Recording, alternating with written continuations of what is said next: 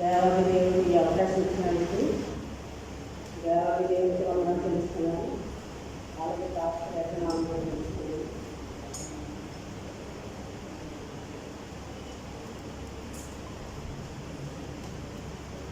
వాసిలేను సిలువలో పాపక్షమా యేసు ప్రభు నీ దివ్య క్షమా.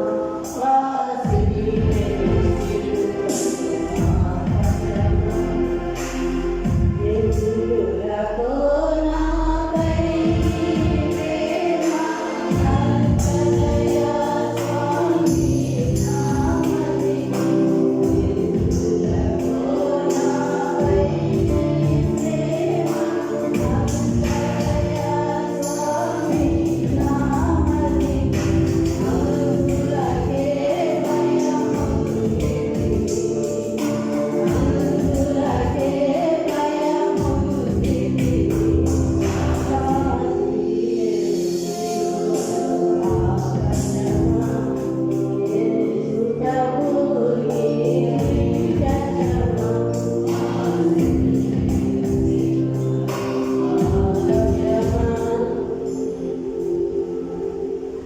మొదటిగా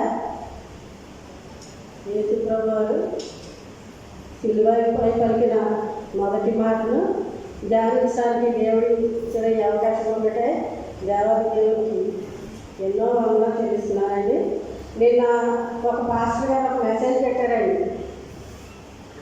మీరు ఎక్కువ వాక్యాలు ప్రిపేర్ అయిపోవద్దు, ఎక్కువ మీరు ఎంత ప్రిపేర్ అయ్యి ఎన్ని రెఫరెన్స్లు చదివినా ఎన్ని రెఫరెన్స్లు చూసినా ఎవరో మారో ఎవరో వెళ్ళో కానీ 3 గంటలు మాత్రం చాలా బుద్ధిగా కూర్చుంటారు. ఎందుకంటే ఈ గుడ్ ఫ్రైడే రోజన్నా చర్చలో కూర్చోకపోతే దేవుడు క్షమిస్తారా లేదా అని కూర్చుంటారు. అంతేగాని మీరు ఎక్కువ ప్రిఫరెన్స్లు ఎక్కువ చూసుకోవద్దు. కానీ వారి పరివర్తన కోసం ప్రార్థన చేయండి అనేసి ఒక పాస్టర్ గారు మెసేజ్ పెట్టారండి.